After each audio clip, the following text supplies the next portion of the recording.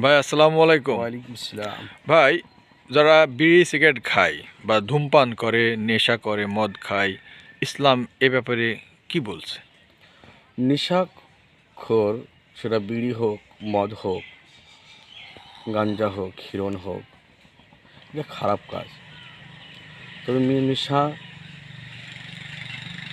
মানে সবচেয়ে নির্লজ্জকর নেশা হলো বিড়ি, যা মানুষের সামনে বাজারে ঘাটারে দোকানে পাশারে প্রকাশ্যে প্রকাশ্যে মানুষের সামনে এই জঘন্য মানে খাবারটা মানুষ লজ্জার কোনো খায়। বালাই নেই। লজ্জা থাকে না মানুষের। কিন্তু যারা এরকম নেশা করবে, মদ গাঁজা বিড়ি খাবে, কাল কিয়ামতের ময়দানে তাদেরকে তিনে হাবাল খাওয়ানো হবে।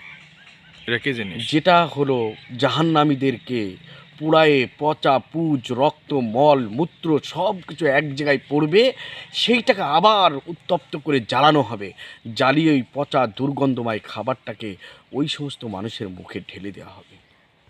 এই জন্য ভাই, যারা কঠিন বিড়ি ব্যাপার। সিগারেট খাচ্ছেন বা নেশার মধ্যে লিপ্ত হয়েছেন, আপনাদেরকে অনুরোধ করব, আপনারা এগুলোর থেকে বিরত রেখে আল্লাহ তাআলার কাছে তওবা করেন। আল্লাহ তাআলা আমাদের সবাইকে মাফ করে দিন, আমিন। তবে হুজুর, আপনাকে অনেক ধন্যবাদ। আর কিন্তু এই অভ্যাসগুলো অনেকে বলে ত্যাগ করতে পারি না, এটা সেক্ষেত্রে একটা কি পরামর্শ মানুষের দিবেন? দ্বারা এমন কোনো কাজ হয় না। মানুষ যদি আল্লাহকে ভয় পায়, আল্লাহকে ভয় করে সে কাজটা করে, তো অবশ্যই যত বড় কঠিন কাজ হোক সেটা সহজ হয়ে যাবে এবং তার থেকে সেটা বিতাড়িত হয়ে যাবে। আর সেই ভাইদেরকে বলবো, তারা ৫ ওয়াক্ত নামাজ জামাতের সহিত পড়ুক। ইনশাআল্লাহ নামাজ সমস্ত ফাহিশা কাজকে নিজের কাছ থেকে দূরে সরাইয়া দিবে ওকে ইনশাআল্লাহ। ওকে, ধন্যবাদ। অনেক সুন্দর হুজুর, অনেক মূল্যবান কথা বলেছেন। অভিনন্দন আপনাকে।